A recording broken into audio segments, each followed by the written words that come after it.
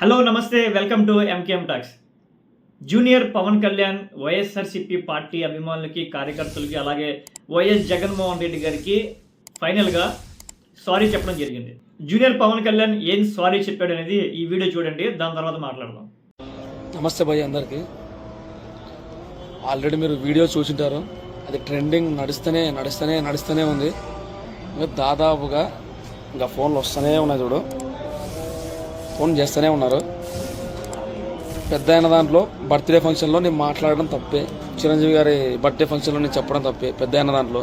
కాకపోతే నేను cameraman గంగతో రాంబాబులే dialogue నేను ఫిక్స్ అయినది అది. ఇది ఆన్ ది స్పాట్లో వచ్చింది, ఈ డైలాగ్ చెప్పినాను. కానీ మేము నిజంగా చెప్తున్నాం, కళ్యాణ్ అన్న కోసం నా ప్రాణం ఇవ్వడానికైనా సిద్ధమే. ఇదైతే నేను భయపడి చేయట్లేదు, నిజంగా చెప్తున్నాను. ఏదో భయపడి అస్సలు చేయట్లేదు. నాకు తెలుసు, నాకు నిజంగా అంటే ఇట్లా జరుగుతుందని నాకైతే తెలియదు. ఇంకో విషయం ఏంటంటే, మీరు ఇంతకుముందుకు మాట్లాడేటివి ఎక్కడైనా మీరు మాట్లాడారు కదా ఇంతకుముందుకు, చిన్న పిల్లలతో మాట్లాడిస్తున్నారు మీరు. ఆయన బొరగడ్డ అనిలు ఆయన మాట్లాడినారు కదా, ఆయన పేరుని నానే ఆయన మాట్లాడలేడు ఇంతకుముందుకు. పచ్చి బూతులు మాట్లాడినారు కదా. అప్పుడు ఏమైనారు మీరంతా?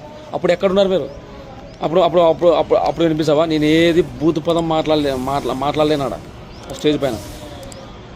డైలాగ్ పరంగా చెప్పినా నేను చెప్తున్నా. జగన్ గారి ఫ్యాన్స్కి కూడా నేను ఒకటే చెప్తున్నాను, మీ మనోభావాలు ఏమైనా దెబ్బ తీసింటే నేను మనస్ఫూర్తిగా చెప్తున్నాను నిజంగా. అంటే సారీ నేను ఇంతకంటే నేను ఏం చెప్పలేను. నేను గతంలో ఇలాగే చాలామంది అవకాశం వచ్చింది కదా అని చెప్పి స్టేజ్ మీద మాట్లాడే అవకాశం వచ్చింది, చేతిలో మైక్ ఉంది, గవర్నమెంట్ మనదే కదా అని చెప్పి నచ్చినట్టుగా విపరీతంగా వైఎస్ఆర్సీపీ పార్టీని కించపరచడము, వైఎస్ జగన్మోహన్ రెడ్డి గారి మీద, వైఎస్ భారతమ్మ గారి మీద నచ్చినట్టుగా కామెంట్స్ చేయడం జరిగింది. ఎవరెవరైతే వాళ్ళు నచ్చినట్టుగా కామెంట్స్ చేశారో వరుసగా వాళ్ళంతా 1 by 1 సారీలు చెప్పడం జరిగింది.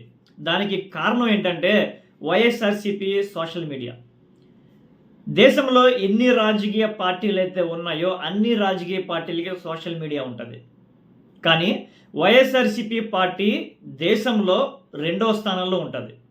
మొదటి స్థానంలో బీజేపీ సోషల్ మీడియా ఉంటే 2వ స్థానంలో వైఎస్ఆర్సీపీ పార్టీ సోషల్ మీడియా ఉంది.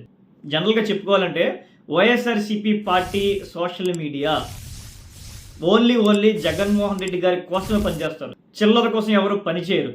వైఎస్ జగన్మోహన్ రెడ్డి గారు అంటే వైఎస్ఆర్సీపీ పార్టీ అభిమానులు స్వయంగా ట్విట్టర్ హ్యాండిల్స్ కానీ, ఫేస్బుక్ హ్యాండిల్స్ కానీ, యూట్యూబ్ హ్యాండిల్స్ కానీ మెయింటైన్ చేస్తూ జగన్మోహన్ రెడ్డి గారి కోసమే పనిచేస్తారు.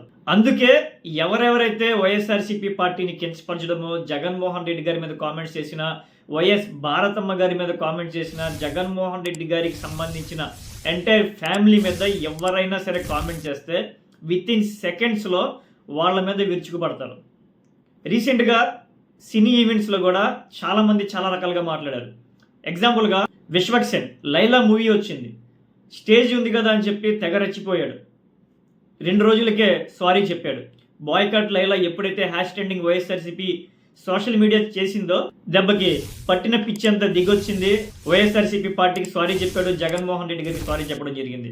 అలాగే వైఎస్ భారతమ్మ గారి మీద చేబ్రోలు కిరణ్ అనే వ్యక్తి చాలా దారుణంగా మాట్లాడాడు. 2-3 రోజులకే మళ్ళీ సెల్ఫీ వీడియో చేసి నన్ను క్షమించండి అని చెప్పి చేబ్రోలు కిరణ్ కూడా సారీ చెప్పడం జరిగింది. ఇప్పుడు రీసెంట్గా స్టేజ్ ఉంది కదా, నచ్చినట్టుగా మాట్లాడదాంలే అని చెప్పి దెయ్యం పట్టినట్టుగా ఒళ్ళంతా ఊపుకుంటూ ఛాన్స్ దొరికింది కదా అని చెప్పి చిరంజీవి గారి బర్త్డే ఈవెంట్లో జూనియర్ పవన్ కళ్యాణ్ నచ్చినట్టుగా కామెంట్ చేశాడు. ఏమైంది? మళ్ళీ అదే రిజల్ట్. సోషల్ మీడియా విరుచుకుపడింది. వైఎస్ఆర్సీపీ పార్టీకి చెందిన సోషల్ మీడియా విరుచుకుపడింది, దెబ్బకి దెయ్యం దిగొచ్చింది, మళ్ళీ మనోడి సారీ చెప్పడం జరిగింది. సో ఇవన్నీ చూస్తున్నా సరే మళ్ళీ ఎవరైతే ఈవెంట్స్లోకి వెళ్ళి నచ్చినట్టుగా మాట్లాడదాము అనుకుంటే మళ్ళీ మీరు అనవసరంగా సారీ చెప్పాల్సి వస్తుంది.